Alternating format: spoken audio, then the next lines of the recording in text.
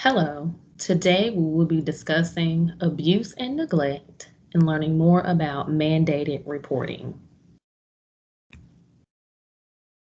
Child abuse categories recognized by the law include physical or mental injury, excessive corporal punishment, sexual offenses, failure to supply food, clothing, shelter, education, and medical care when financially capable of doing so, encouraging delinquency, abandonment, and substantial risk of abuse and neglect. Some facts to remember: failure to report a child abuse or neglect case is punishable by paying a $500 fine and up to 2 years in jail. Your name will not be shared by DSS when reporting cases of abuse or neglect and should also not be shared by anyone else outside of you, the reporter. School district policy says that all school district employees must report suspected child abuse. Children who have special needs are more likely to become victims of abuse than other children. Who has to report? Teachers, counselors, social workers, nurses, principals and their assistants, child care workers, police, mental health workers, computer technicians, clergy, undertakers, dentists, doctors, judges, foster care workers, substance abuse counselors, EMTs, funeral directors, and film processors. Everyone in Richland County School District 1 must report suspected instances of child abuse or neglect. When do I report? When you have a reason to believe that the child's physical or mental health or welfare has been or may be adversely affected by abuse or neglect. When you have information regarding suspected abuse and neglect that is received in your professional capacity. Reason to believe.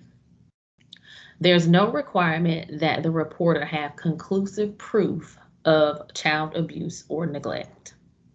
There's no requirement that proof be provided beyond a reasonable doubt. That means that information is such that a reasonable person would rely upon that information, and this does include hearsay. Responding to the child. Listen attentively to the child. Do not probe for details. Do not indicate disbelief, shock, or anger. Explain to the child what actions you'll take. Do not give false assurances. And you can provide a minimal facts interview, but it should not go beyond the basic who, what, when, and where questions. Making a report. Do not remove clothing. This action is designated for the school nurse and will leave that removing of clothing to the school nurse to do. Ask for help if you need it. Follow the law. Follow Richland District 1 policy. If you have any questions or need any more guidance, then there are procedures that are outlined in the Child Abuse Guidelines brochure. Steps for the employees to take to make a report. Step 1, the employee who is informed, made aware of, or otherwise first advised of a situation shall make a report to DSS. The employee should then notify the principal that a report is being made, and in cases where abuse is severe, contact law enforcement, as the child may need to be taken into protective custody. 3, the employee should retrieve other student information and complete the report of child abuse and neglect form. Request assistance if necessary if you need it from the school guidance counselor or the social worker or any other support staff that may be a bit more comfortable about completing a form or completing a report. You can always ask them for help. But if you need assistance in general, then just go to those people who you know have experience in completing the reports and we can help you. Step 4, call Richland County DSS and make the report.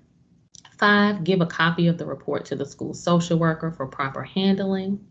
The original is going to be sent to Department of Social Services. One copy will then be sent to the social work office, and then we'll keep a copy at the school, but make sure to not include that in the student's permanent record. Quick tips. In the event that DSS refuses to accept the referral and the case is considered critical, then the principal or designee will call law enforcement. And typically, since we do have an SRO in the school, we'll go to the SRO first and then let them determine if anyone else needs to be contacted. The report of child abuse and neglect form is on the district internet and it can be downloaded. Make sure to keep everything confidential when it comes to making a report. It's very important that you make the report in confidence unless absolutely necessary outside of letting the principal know. Do not wait until the end of the day to make a report. This is extremely important. There's reasons for that. One of them being if you wait till the end of the day, there's suspected abuse and the child is gone on the bus to their potential abuser, then we don't know what can happen. So as soon as you suspect it, report it. The error in most instances is not in making the report, but in failing to make the report. So if you're unsure or if you're kind of going back and forth about it, always err on the side of caution and go ahead and make that report. And again, if you need help making the report, just ask. And here is a copy of the form to complete. Once you've made that report verbally by phone, you still have to complete this report, and it is located on the district intranet. Parent confrontation. If a parent confronts you about making a report, attempt to diffuse the situation by remaining calm and having a professional demeanor. Be mindful of the safety of yourself as well as the safety of others. Remember, there's no obligation to disclose the name of the reporter. So anytime a parent asks, hey, did you make a report? Your response could be something like, that's confidential information, and that's some information that I don't have. Report any instances of yelling or threats to the school administrator and the resource officer.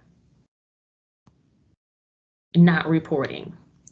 Child maltreatment has long-lasting effects across multiple domains of functioning. It's not just in childhood, it could last into adulthood, and some of those effects include long-term behavioral problems, psychological problems, criminal behavior, increased risky behaviors, and some potential physical impacts such as obesity. The reporting number to DSS's intake department is on the screen. It's 803-714-7444.